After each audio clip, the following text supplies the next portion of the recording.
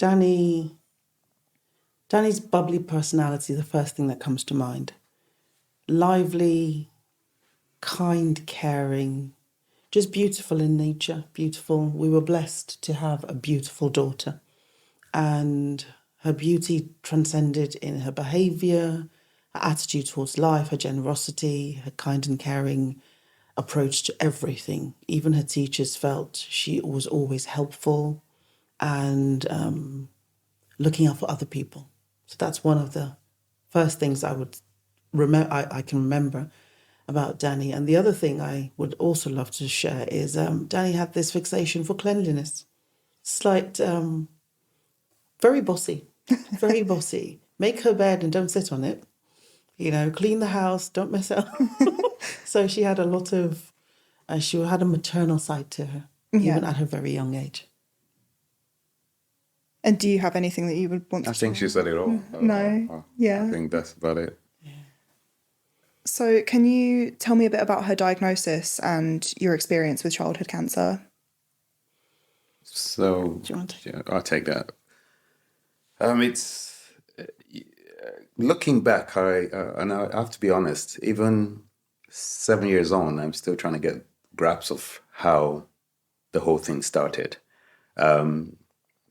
I can remember a year before, she did make a visit to the regular eye check, Specsavers, if I may mention the brand. And, all clear. I think a year after, she then complained of like little mild headaches, and mom took her to the opticians again. 20/20 vision, as I managed to get a copy of the report, but I think there was a point where one of the eyes wasn't pulling properly. So evidently something was wrong.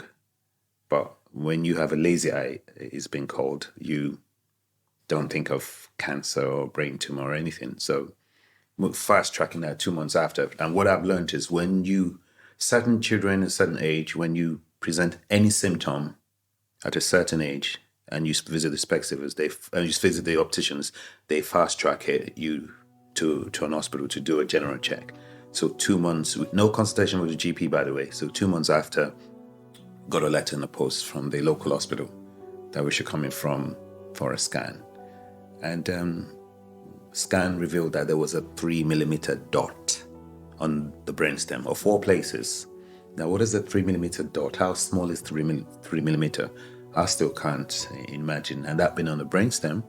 Now, I've gone to read about how every function of the brain is, and the brainstem is a very unique one. Anyway, cut long story short, they had to do a biopsy. And from the biopsy on, the story was down the hill. I don't know if you have anything to add to that. No, you're rejigging my memory on the account, really, and it's a very important phase of our journey because, as you said, it started with her right eye, which is minor. And I remember thinking she was just messing around, and I suppose that's an area of ignorance for most parents because you don't put those things together. Maybe naturally you don't think about that, but that led to a visit to the local hospital for investigation because after the Specsavers 2 months report after. didn't find anything, then the eye started to deteriorate because not only was it not pulling to the left compared to the other eye, to the right compared to the left eye, it started to water, it started to cause her a lot of distress, and we just were lost as to what the issues were. Wow. And we were then eventually referred for more hospital investigations, and it revealed nothing. It revealed nothing, which then escalated to a referral to Great Ormond Street, where that 3 millimeter dot was found. Biopsy. A biopsy had to be carried out. So they had to investigate. Yeah. Are you able to tell me a bit more about what that time was like for you and your family?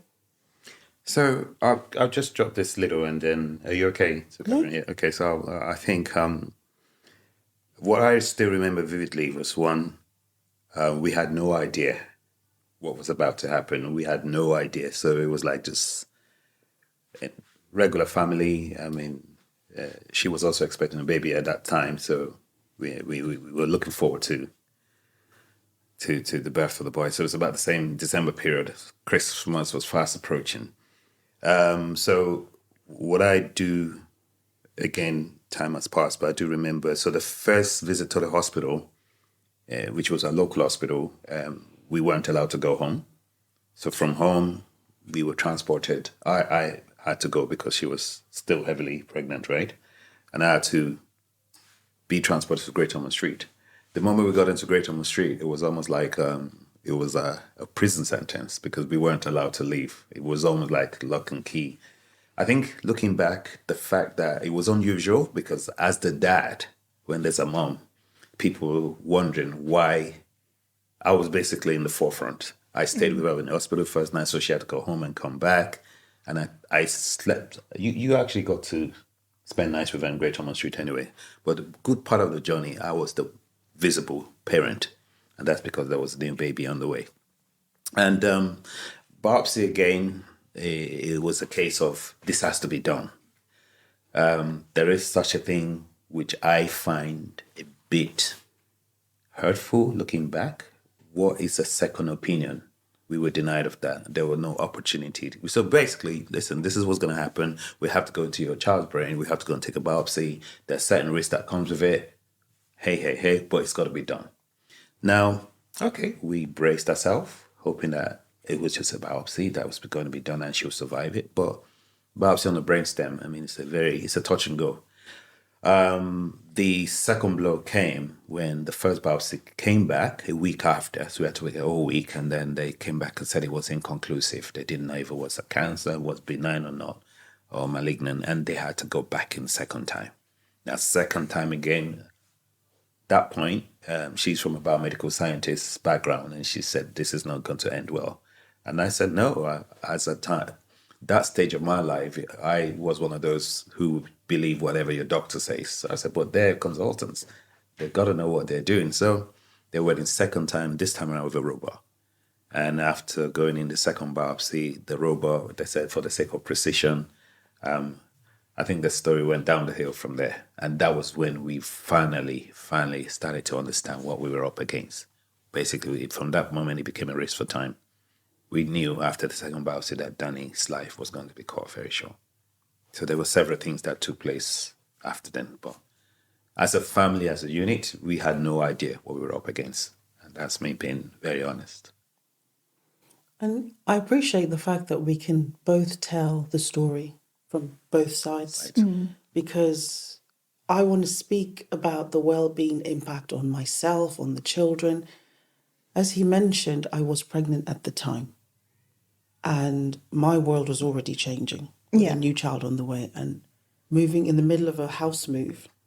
That's another level of change that we were trying to manage and control. I was not involved in the early stages because of the pregnancy and all the issues around it. And I did not come to find out about the diagnosis until, I think, after the biopsy, right? And you can imagine, and again, this is not an attack on the NHS, but it was more about the delicacies around the family as a unit and breaking the news to either one parent or both parents. And none of us had decided, right, I will be the primary carer. There was no plan. We just went with it. And he was hit by the news and he carried it by himself for maybe 2 to 3 months or something of that nature. I was none the wiser because I was due and then overdue. And then I visit Great Ormond Street once and I recall, and there's a point to this narrative, I recall sitting with a team of experts, and in the description of their care plan, I kept hearing the word tumour. And I was completely lost. And then I asked the question, why are you always why do you keep saying tumour? And instantly they realised that I wasn't aware. And out of respect, they excused us. And I had a complete meltdown. And the impact on our emotional life, on our relationship as a couple, on our children, on our faith. Everything crashed there and then. And no, this was not happening to me. End of story. You know, I'm not going to have this. And he just sat there. I will never forget that image. Excuse me. Head bowed, completely helpless, shoulders fallen, unable to look me in the eye. As if it was his fault, but it wasn't his fault, you know? So that just continues to rip us apart, because we were trying to cope with and comprehend the shock of our beautiful daughter going from healthy, fit, to brain tumor diagnosis, to so many complex changes and terminal situation. It was just impossible. And as you said, it was 5 months. Just 5 months. It's no time at all, is it? Not at all. Especially with a middle child, a grandparent in the picture, just trying to hold onto the seams of the fabric to keep the family together. So yes, he was at Great Ormond Street for what seemed like forever. I was at home. I don't even remember if at some point I'd had the baby, and so we were split. And our middle child had to be with grandma. So it was a terrible time. And how has it changed you? How have all of the events that you've gone through changed you as people, as a family?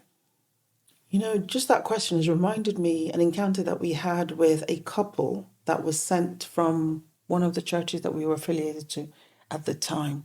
And they had experienced crisis, health crisis, trauma, tragedies, things of that nature. And what they kept saying to us at the time, when we were looking for answers, spiritual answers, was, at the end of this, you will come out different, and you'll come out stronger. And I just seemed like Greek at the time. But to be honest, the situation has changed me. I am definitely not the same person. My mentality, my approach to life, my emotional intelligence, my spirituality, everything's been impacted. My parenting has changed. My relationship with my husband has changed. Everything has changed. I think for me, one good thing that's come out of it is, in a way, it's kind of like renewed my faith in humanity. And I'll tell you why. What I've also learned that to get support usually you expect support will come from your family and friends. Now, in this case, support has come from complete strangers, in the sense that my group of friends, family, and you name what, when they got the wind of what was going on, most of them didn't know how to deal with it, and they gradually disappeared. Now, I engage, I talk to people, I tell people about my experience, and I soon found out it's people who didn't know me previously that were willing to sit down and have a cup of coffee with me and have a cup of tea and have a conversation and tell me what you've been through and all that. And it's really strange that you meet people who you don't know, who don't have even a template of how to judge you, and they want to hear about your story. I think another thing moving forward also is I've learned this journey of life shouldn't be taken for granted. One moment, everything is all going great, and then you just never know what's around the corner.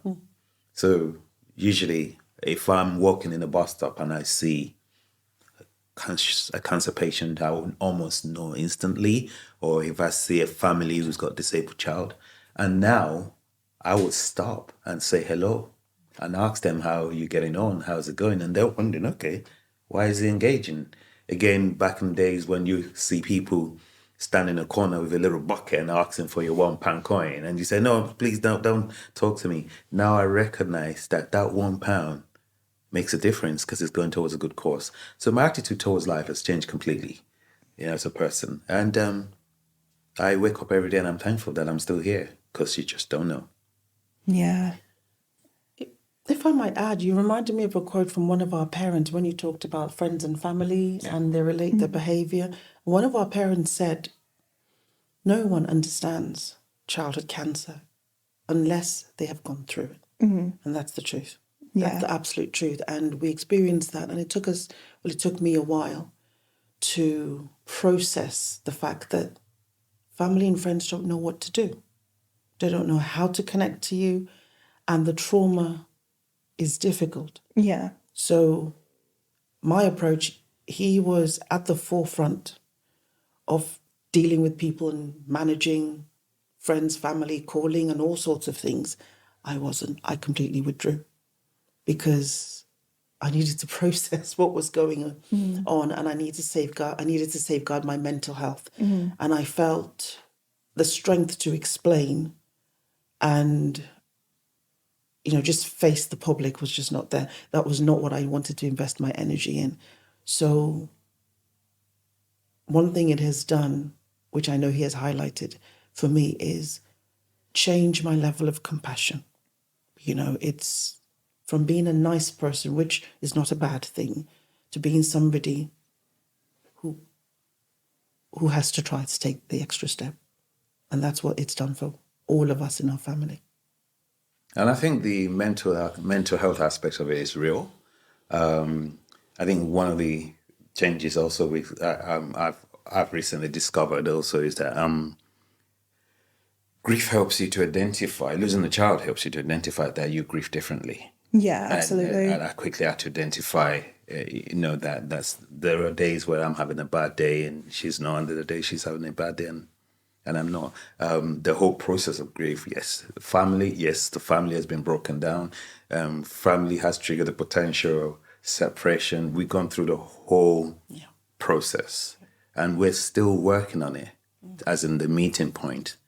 Why it happened, we'll never be able to understand why, and it does happen.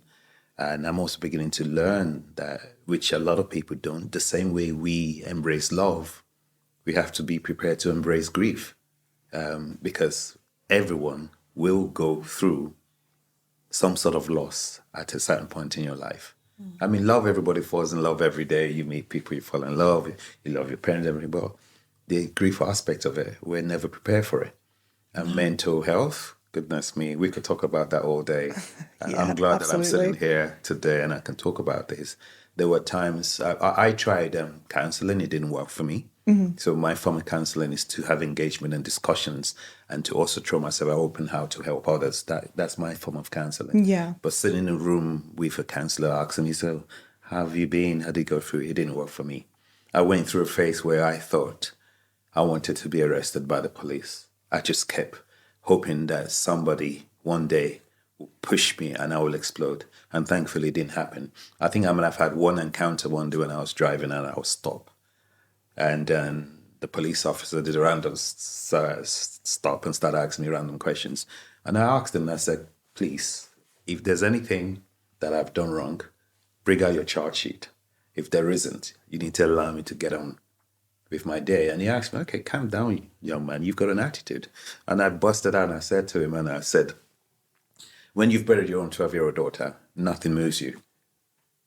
Your threshold is low and you're able to filter rubbish. So obviously the stop wasn't, for my understanding, that wasn't wrong. He just did a random search. And so my threshold for, if I may use the word rubbish now, is very low. Yeah. And it's also helped me to filter people who, if I engage with you and I know you really don't want anything in particular of interest to talk about me, I just put you, I put you aside. So mental health aspect. It opens your eyes, doesn't it? It opens your eyes, yeah. So the mental health aspect of it is ongoing. It's forever ongoing. It's never the same. And there's no template of how to deal with it. You've just got to keep finding ways. Each time it keeps changing. Yeah. I'm really pleased to hear him talk about these things so openly. Yeah. Because from a male perspective, Especially, it's not commonly spoken about. No, it isn't. It's got this culture, this iron guard and iron walls around so difficult conversations like this. And this is what the charity wants to focus on, that well-being, the well-being journey. Yeah. There is no immediate solution or one fix for everything, but it's the journey. And he's mentioned the word opening up. It's difficult, but you talked about the people who have helped us. Equally, we had to get to places where we had to learn to open up and trust. And that was very difficult for me because you've been hurt and burned. Why on earth will you trust anyone else? Yeah. It's not as if they can bring back your daughter, but life has to be rebuilt. And by sharing our story, we hope that people can connect to the truth of the situation whilst we put forward the work that the charity wants to do. Yeah. So what is life like for both of you now? I think we're working as in to,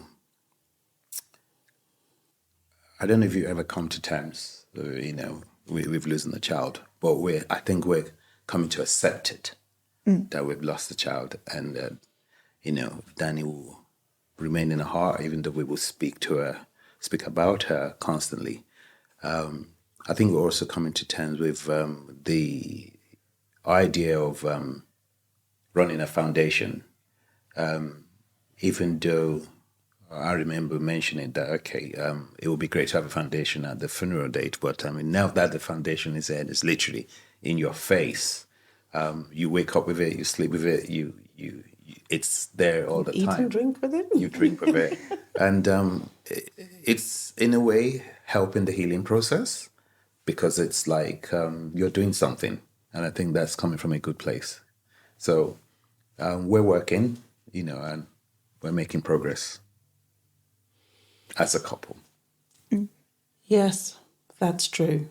We are working at it.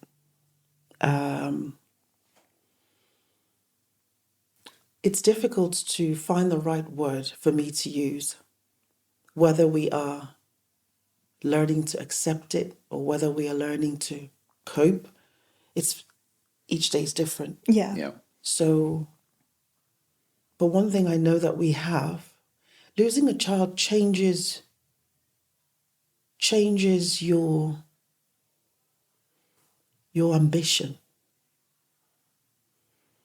So as a family, we've learned to forgive each other in different ways.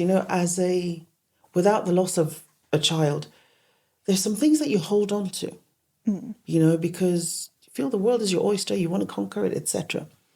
But as a family, we've learned to rebuild our relationships as parents, for my son, for our son, as a couple. And the challenge for us every day is to choose to continue. You can choose not to continue, but it's to make that right choice.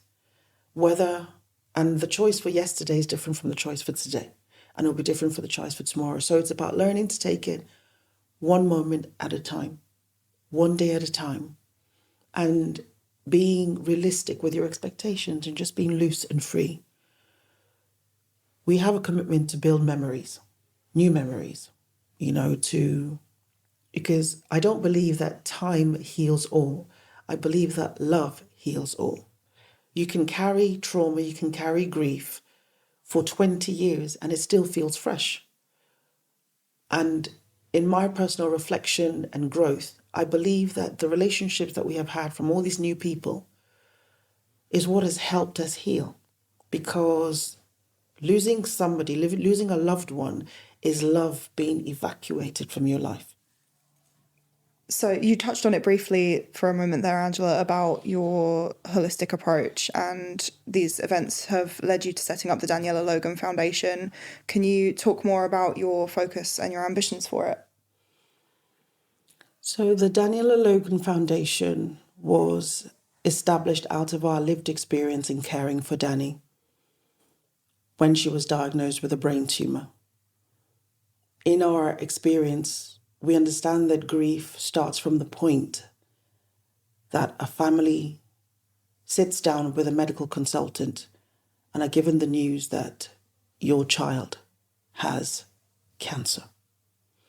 In our case, we were told that Danny had a brain tumour, and the brain tumour was located on the brainstem, which is one of the worst areas, most sensitive, most delicate areas, because the brainstem controls all the bodily functions.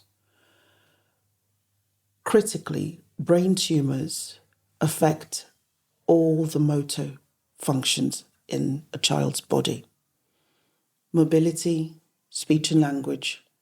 So the grief, understandably, starts when within weeks that child starts to lose their motor functions. And we experience that with Danny. At the end of our journey, we both realised that the complexity of a brain tumour diagnosis or a cancer diagnosis impacts the entire well-being of that child and the family. So we set up the Daniella Login Foundation as a childhood cancer support charity that focuses on offering holistic well-being support, and that covers emotional, psychological, physical, practical well-being needs. We support the child and we support the carer, the primary carer around the child, which is usually the child's family and siblings. The reason we do this is because we believe that, contrary to popular belief, time doesn't heal all. Love heals all. When a family loses a child, there is a void that is created because the love that is personified in the child is removed.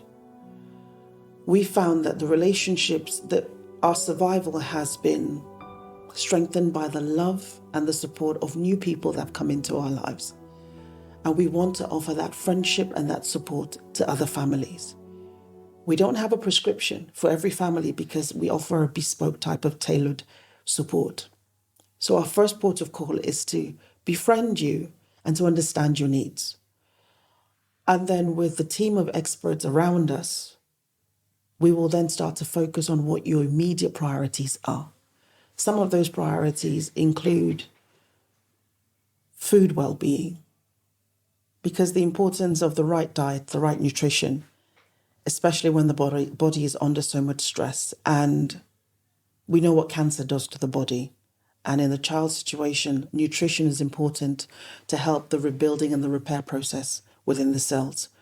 Also, for children who are able to return to school, we are aware that disabilities and special needs are introduced because a child's ability to learn, to recall information, to process information, to fine motor skills are affected by cancer, by brain tumours. So many families then enter the pathway of special educational needs and disabilities. Another pathway that we have very little exposure or familiarity with. So we have experts to support with that.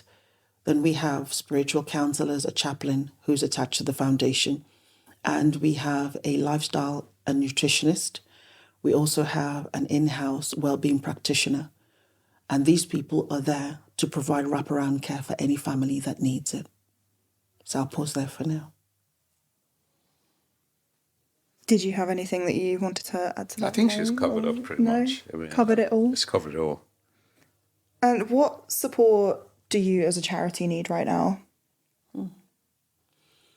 We're a young charity. We launched 2 weeks before the national lockdown in 2020, and that was an incredible challenge. We are yet to secure sponsorship with some of our major projects and ambitions. We need to promote our cause and to join up our working strategies with other charities. We believe that this is such a huge landscape and such a grand endeavour, and collaboration is key. So we're looking for charities of similar causes so that we can partner together and develop stronger charities that can get the government's attention. The investment into childhood cancer, childhood brain tumour research, wellbeing support is unstructured in our opinion. It is siloed and the walls need to be broken down. We need more investment because children with cancer deserve the attention, the investment, and the opportunity for a better life and for better outcomes. So not only do we need treatment and care to be innovative and we need less toxic treatment to children. We also need modernization in our treatment pathways. We need strategies that are more holistic and can encompass the child's holistic existence, their family, the views, the insights from their parents and from the primary carers to contribute to the development of care plans. We need more joined up mechanisms to ensure that the child's practical needs are factored in to medical care, and that our medical expert teams in the NHS have the right training to be able to provide this level of support. And what do you think the childhood cancer sector needs right now? I think I may have answered some of that earlier, so apologies for jumping, but the childhood cancer sector needs investment. It needs significant investment, financial investment, and innovation and technology. Some of the treatment for brain tumours go back to 70 years, and that is appalling. So we need modernization in the technology, in the research and the development around brain tumour treatments, medicines, and we need a systematic approach to developing brain tumour and childhood cancer care. We need to work the NHS has a lot of focus today on public patient engagement. I believe that needs to be strengthened. More patient voices need to be incorporated into the development of care pathways. How else will you be able to measure the impact of the care you deliver if you don't hear from the patients and if you don't implement? So there's a lot of you said, we did campaigns that are out there. I think that needs to be applied into childhood cancer care. A lot of work is being undertaken by your charity and by academic institutions like King's College London, etc. But that needs to be widespread so that the outcomes that we are seeking, the positive outcomes that are being sought out for children, is less of a geographical lottery and becomes more widespread and more evenly available. And I think also the overall hospitalization and NHS care and all the other things also need to come to a place where they will admit that they also need extra help. I mean, you can imagine, I recognize a job of a consultant. I recognize a job of what goes on inside the hospital. But from my experience, I also recognize that they can't do it alone. Because usually when you will have families who most of the time don't even understand the medical jargons. And it took me a little while to grasp what we were up against. And there were days where we had hospital appointments and I didn't know what to expect. And as at that time, like she rightly identified, we got to know that Danny was terminal. So not every family will get that kind of information. But in some cases where you're going to be expecting the worst of ending, and the hospital needs to start learning how to put provision in place, how to cater for families that are going through, such. And also, not only that, this is something that's going to be with us for a while. We're not anywhere near a solution to children, to cancer, let alone children cancer or brain tumours. And I think the hospitals need to revisit and see how they put certain care into place for patients and families. There's a big gap in there at the moment. Yeah.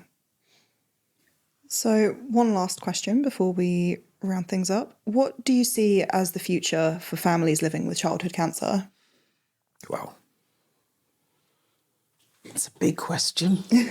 The future for families living with childhood cancer is a collaborative care plan, a collaborative care approach where medicine meets, because parent carers, family carers are child experts in their own right. They have been living and raising that child for as long as prior to the diagnosis. That is a very important wealth of knowledge and expertise that can be used. And I know this sounds very ambitious and very expensive, but the future is where both the health sector and parent carers work together to wrap around a holistic care plan that supports that child and their existence, so that should that child become terminal, there are provisions and preparations that have already begun to support the mental, the emotional, the psychological well-being of that unit to cope with the impact of a negative outcome or even negative changes.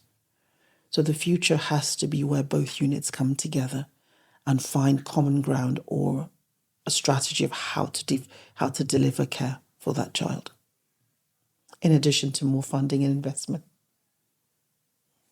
And for me, I think also having conversations like this is very important. And we often find out I've come across families who will struggle to articulate their own journey, and you find out some of those stories will forever remain with them, and they would literally will never talk about it.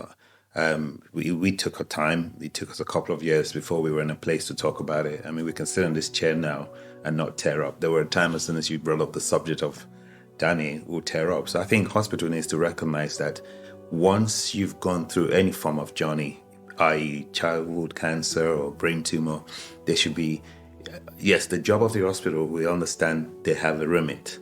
But I think the hospital also need to have follow-up care with families, and some of those follow-up care is having conversations like this, because when you have conversations like this, you get to understand where is the missing link.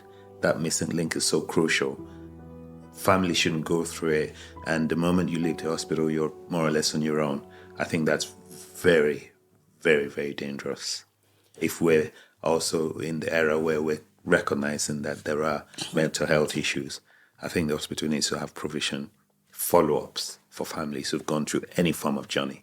So conversations like this, in my opinion, are fantastic. I think I would like to rephrase my answer, because what I'm really trying to say is the future of childhood cancer is not just the collaboration between the healthcare sector and the parent families, it's the collaboration between the healthcare sector, the voluntary sector, because charities are doing an incredible amount of work supporting children and people with cancer and all sorts of other issues, an area that the healthcare sector is unable to reach.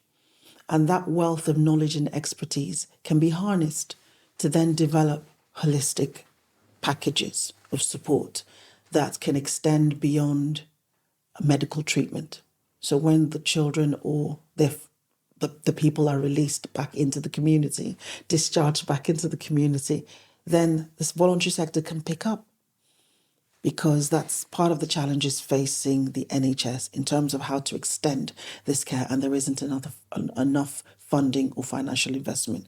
And this is where the government can then invest into financially securing services to remain sustainable beyond the hospital environment. So thank you for the mental triggers to organise my thoughts. Thank you both so much for your time and for coming to talk to us today. The month of September is Childhood Cancer Awareness Month, and I think Terry raised a very good point there, in that we just need to keep the conversations around childhood cancer happening and really start to raise that awareness all year round. Yeah. Thank you very much for having us. Thank you.